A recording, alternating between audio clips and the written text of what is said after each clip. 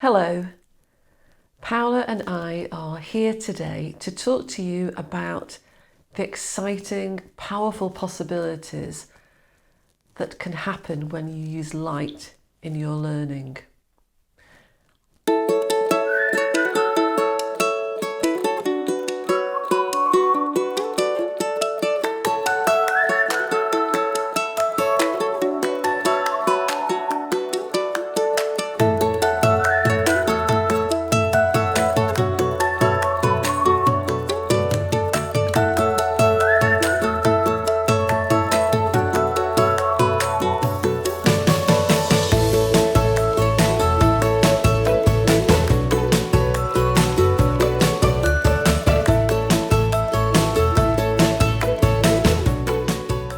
I think I need to share with you as well part of the story, how this came about. We are well aware that light is used all over the world to help children learn. But actually, we had very firm key objectives in mind of what we wanted. We wanted a safe solution where the child was at the centre of the play, but actually was the instigator, was in control, was at the heart of the play. We are very influenced by the characteristics of learning and the EYFS. And taking all this in mind, we decided to go on a bit of an adventure. And with the innovation team, we set about creating this. Now, this may look like a simple block, and actually it's deliberately designed like that. But this simple block is so much more. The reason we were so happy when our designers and our team were able to create this for us was because it meant that the child could be independent. It wasn't the adult positioning the light and then saying interact in front of it and position. No, it was the child who switches it on. They position it wherever they want to position it. It's portable. It can go on crates, it can go on the floor. They can manoeuvre it so that the focus can be different. It can be for tiny little things, or they can project a large expanse.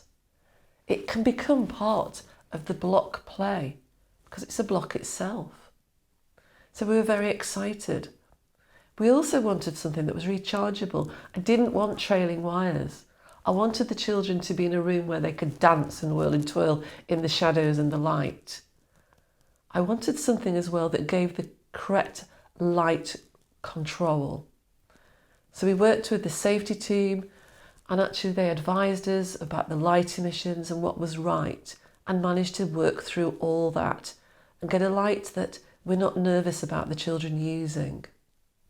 So with all that in mind, we set about creating the light projector. Now, why is this so important to us? It's because we wanted a truly STEAM-based learning approach. Some of you may say STEM, stream, but I think we have a common understanding of how we want to integrate the subjects, how we want the child to learn in a way that's meaningful. So what is the science? Well, look around you. The children can use so many different materials. I'd urge you to really look about your construction and loose parts play area and look and think, have I got blocks that are wooden, or have I got blocks that connect, that balance, that are transparent, that are made of different materials, so the children can learn about the properties and how they react, not just in one scenario, but in this light laboratory scenario. We want them to experiment, explore, to discover, to revise. That's what scientists do. Even down to the fabrics you choose. Think about those. I also like to think about how we display things. Think about this. Will the light go through? Think about the scientific terminology. Is it paper? Is it shiny? Does it crack up? Do we want them to know the words iridescent, opaque, shiny, dull, metallic, wood? So think about the materials that the children can have ready access to. So they are the curator, they can select. What about the technology?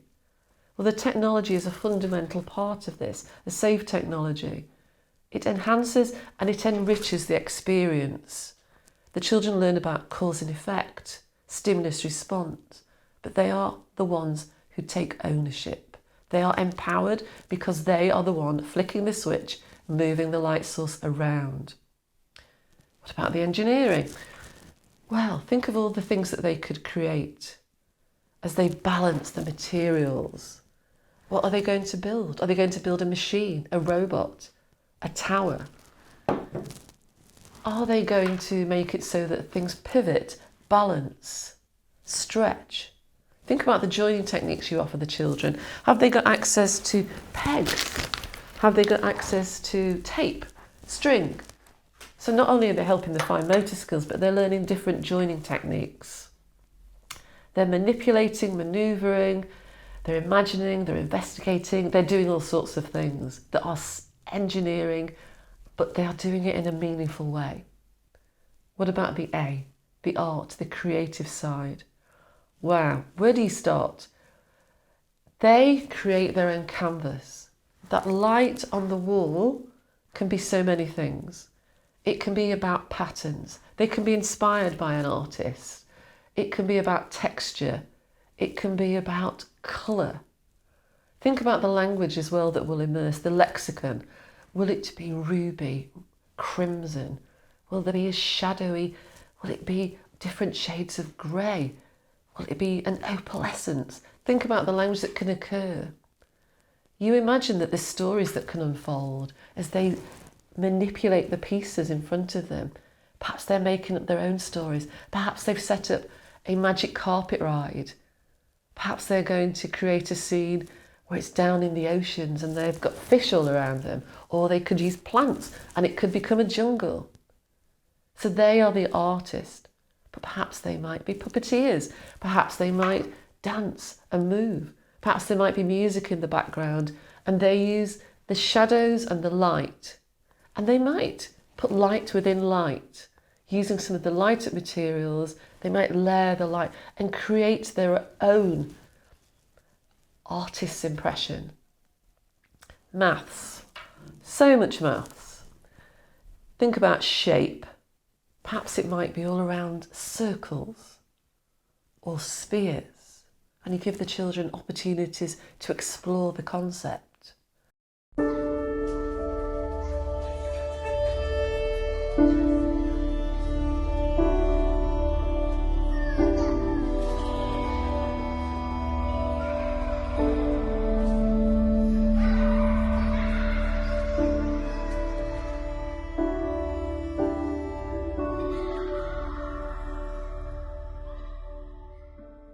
It might be about weight. It might be about space or measure. It might be about number. Imagine having a number activity. For example, they might be working on something like the 5 speckled frogs, and they can take the frogs away as they jump into the pond that's nice and cool.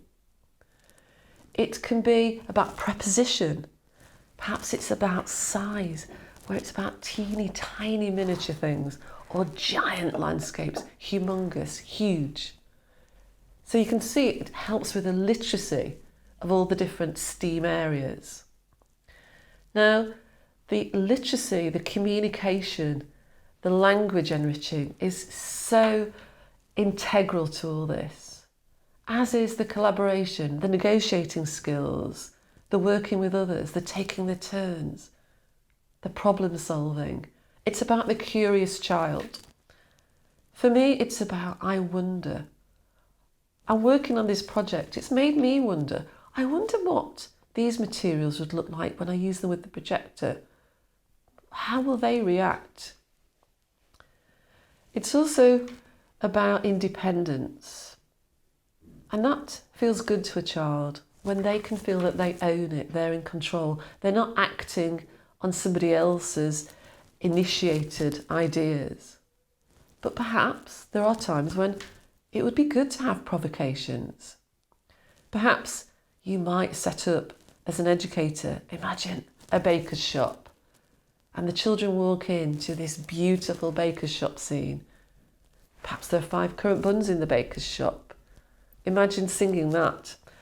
But actually then the children can go on and utilise various materials. Perhaps it's clay, perhaps collage, loose parts, could be anything.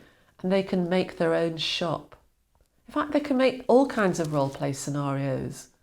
It could be Goldilocks and the 3 Bears. It could be the Teddy Bear's Tea Party. There are so many possibilities. I think when you are sharing a rhyme, this is a lovely opportunity. Imagine cutting out an outline of a bus and the wheels on the bus. And not only are they acting it out, but they actually can stand behind the silhouettes and pretend to be on the bus. And there's so many other things you could do like that. It's also an opportunity to rethink how you do phonics. Imagine if you have a silhouette of a phoneme and you could have collections and the children could place them, or actually you could find the odd one out. It could be a collection to do with R or T.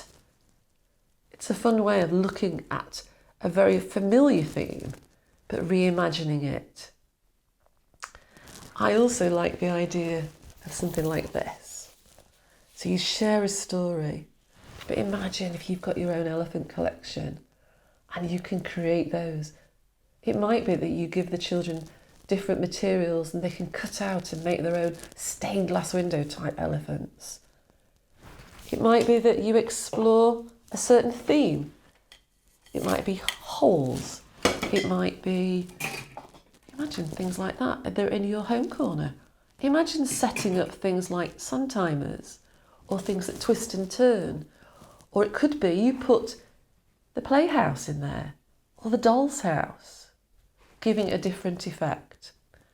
Now I'm going to hand you over now to Paula, whose practice in her own setting is extraordinary.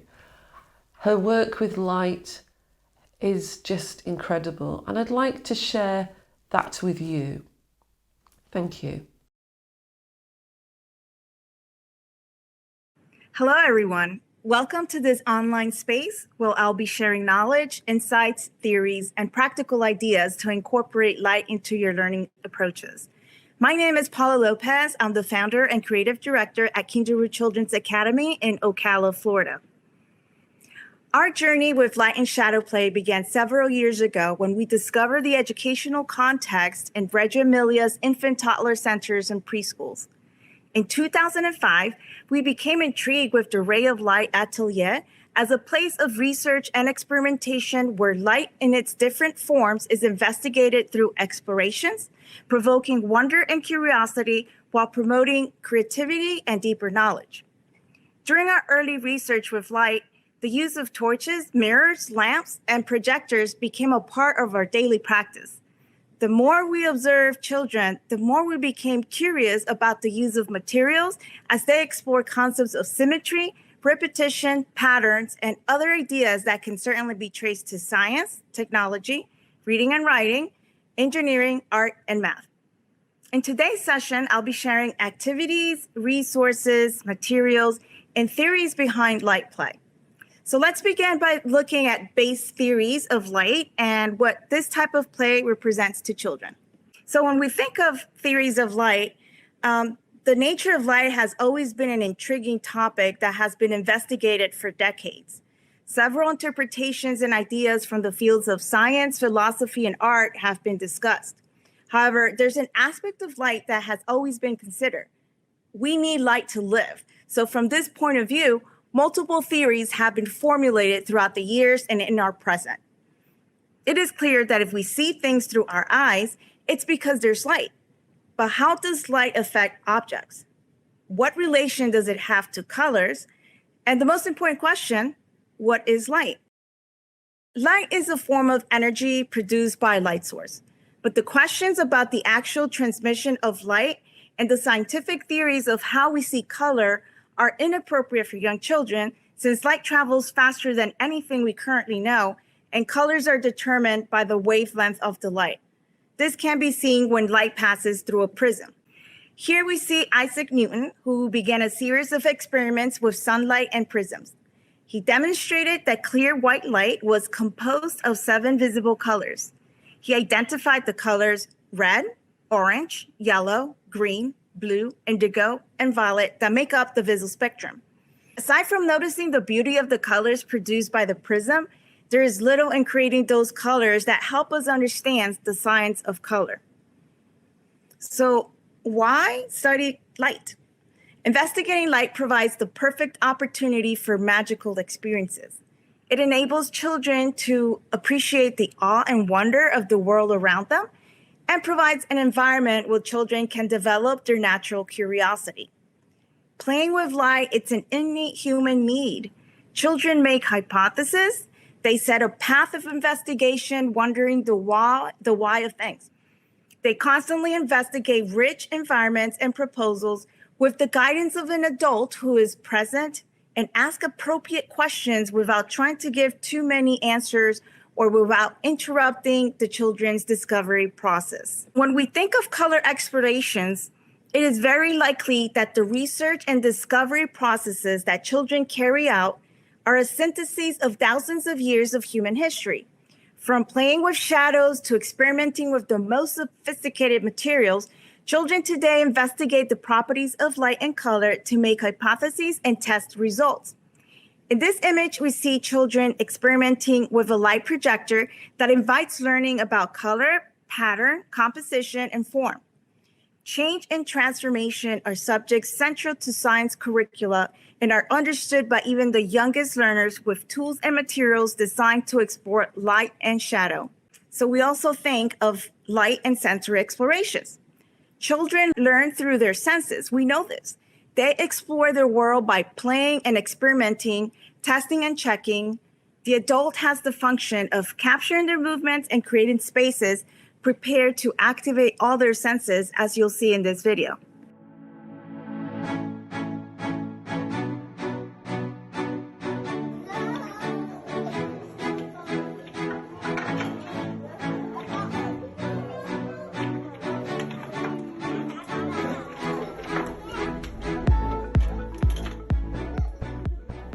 And how does light promote creativity?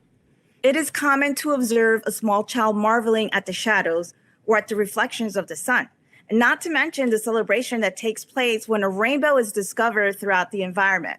Children meet light with curiosity and surprise. The pedagogy of light multiplies, intensifies, and amplifies some spectacular phenomena.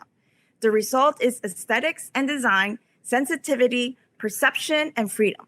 The light environment offers an opportunity to play through light and color, turning a scientific activity into a space for experimentation and artistic expression. And that you will see on the next video.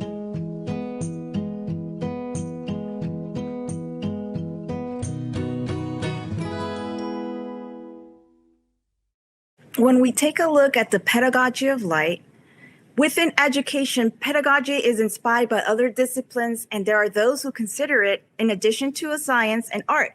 Thus, the pedagogy of light implies the arts, sciences, and education that exist in the effects of light, and how these come together to offer a transdisciplinary view of the content and learning that occurs in the lives of children. Light in childhood, from sunlight to artificial lighting, light appears in children's lives in many forms and ways, each of which is met with immense beauty and potential for learning. The pedagogy of light is part of their everyday world. It is about playing with this element, natural artificial lighting, to give warmth and character to the different spaces and proposals. With natural light, children can discover reflections through different materials such as CDs, mirrors, cellophane paper.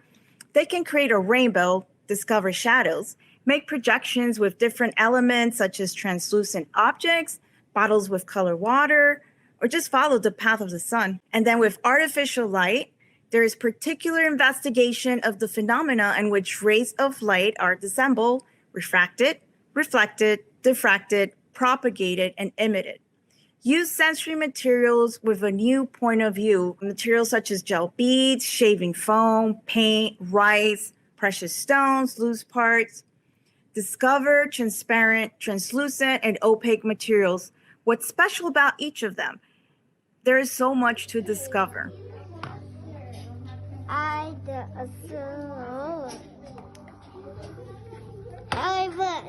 What is lighting up in here?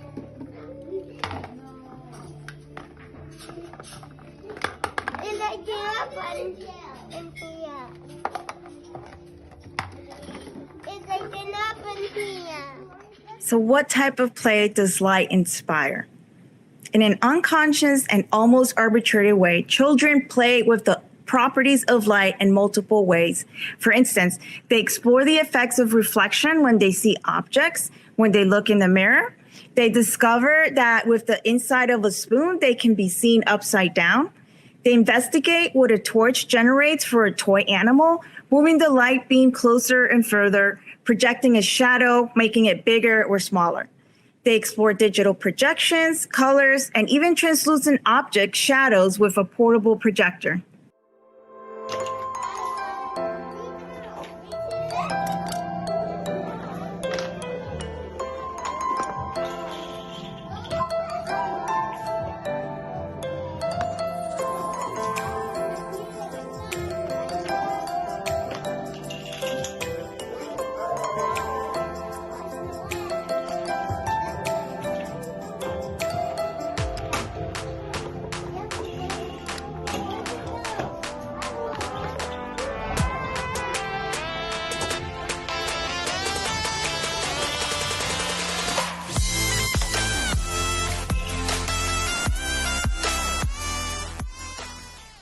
And how do they make connections?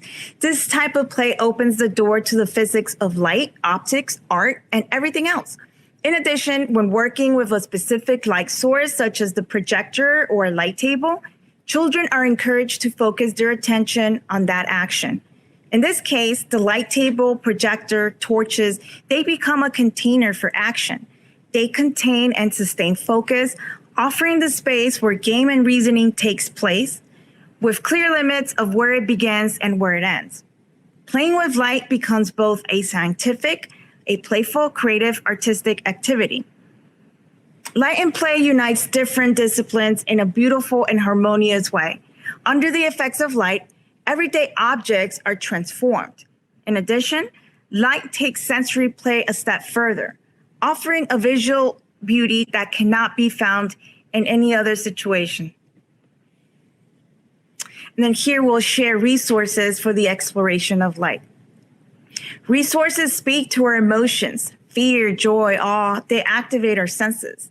When combined with elements of design, materials of light invite exploration to uncover what makes us curious. Materials of light, when presented as an art form, think a museum, causes curiosity, questions, and awe for its beauty. Here you see some of the materials that we have at our school.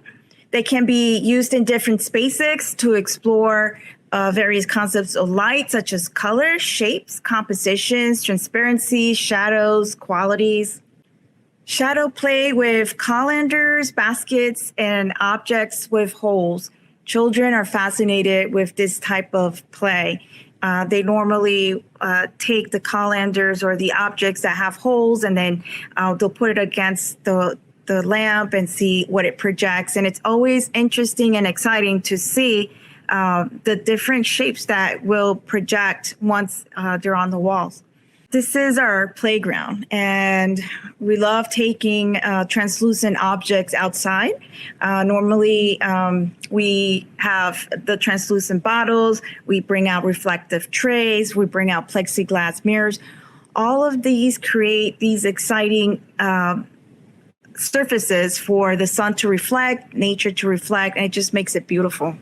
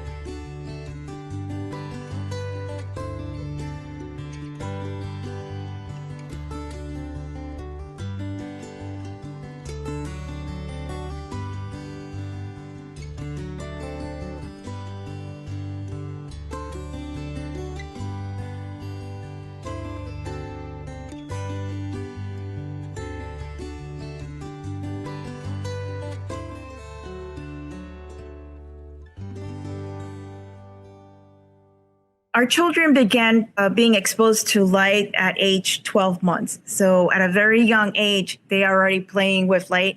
And you can tell that this child has experience by the way that she's handling the light. We have projectors in all our classrooms. This projector is portable, and the children, in this case, used it as a light table. They started placing translucent materials and opaque materials. What you see it being casted to the top, to the roof. We have white panels throughout the classrooms. Here we have an exploration of light with bubbles. And as you can see, the children were given torches. They also had the lights that changed colors, and it also changed the bubble structure, and they had a magnifying glass to see it up close as well. We've used shadows, shadow puppies to study social emotional. The Color Monster is a popular book, and it's a book, and the monsters they love. So we explore social emotional concepts through light. Numbers, letters, shapes on a projector. There are endless possibilities with the projectors. In this case, we had white paper on the wall, and as you can see, they were doing marking the paper for them to recreate shapes. And then on the other side, you'll see a video of the classroom that has a multiple of translucent materials and also projecting shapes onto the wall. Light and art. This was, there were branches and leaves that the children picked up. And it's not seen clearly from this image, but the shadows, depending on where the lamp is placed, they can see the shadows being casted on the paper, and then the children make drawings.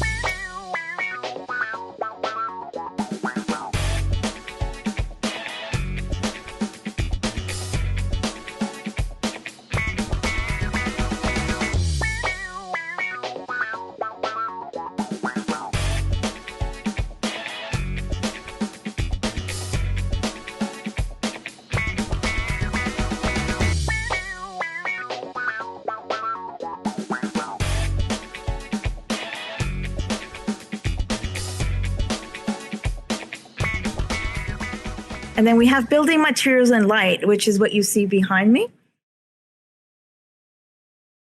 And as you can see, they're materials that you can find just anywhere, recyclable materials, objects that can cast color, shadows.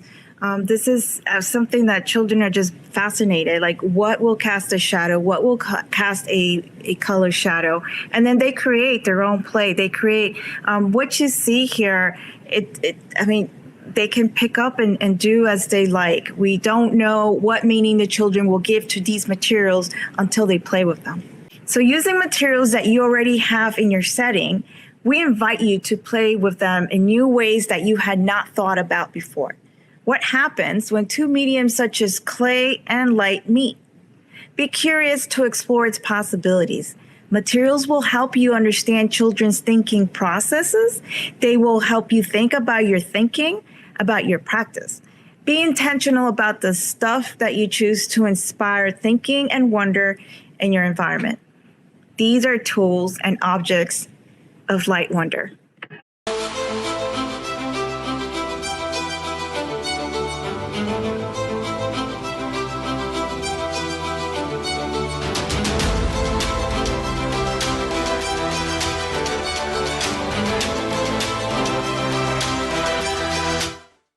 It is important to understand that we document all of our experiences. We document how the meaning that children give to these materials because it's part of our research.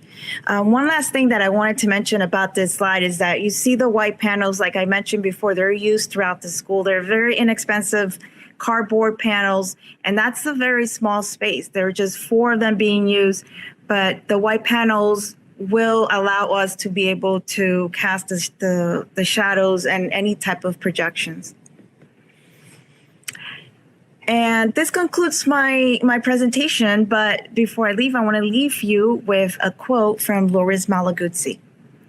We can provide opportunities for children to explore ideas that are rich and valuable, ideas that cut across curriculum domains, and ideas that allow for children to make connections in ways that make sense to them. We can be intentional in our planning, providing an array of provocations, materials, and experiences, and also to be responsive to the wonderful ideas children come up with in the directions that they decide to go in. We can decide as collaborators in the learning process to get excited about learning from and with children. We can dedicate ourselves fully to the value that there should be nothing without joy for ourselves and for the children we teach. Thank you for allowing me to share this presentation with you. Paola can give you insights into how the children found the experience, how they interact with it, the documentation, the theories behind it. Thank you, Paola. As you can see, it's really exciting. For me, it's about the curiosity. It's about that curious child, the problem-solving child. It's also about perseverance. And some children will really sustain their concentration when they are immersed in the building, the construction. It could be that they're building a busy street. But instead of being on the sidelines, they can be in amongst it and the shadow effects around them. I think it's really motivating. I love the sense of exploration. I love the fact that ordinary materials such as this, which are just, we're going to go in the recycling bin, but when you put it in front of a screen, in front of the projector, the ordinary becomes extraordinary. Paola and I have collated a picture gallery. It reflects just a few of the many possibilities that learning with light can offer.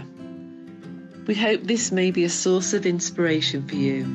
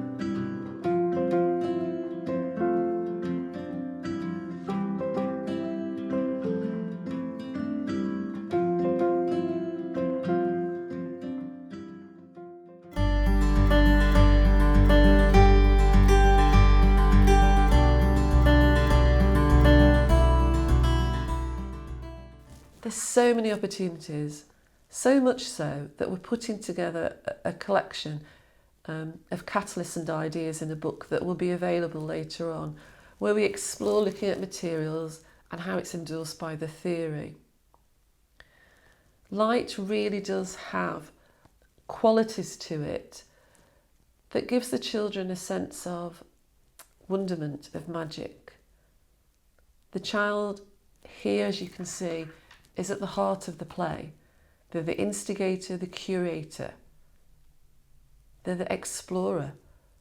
They're the ones who do the experimentation. So I think you can see how light has so many possibilities. It's about creating magical, mesmerising and memorable moments for the child. Thank you.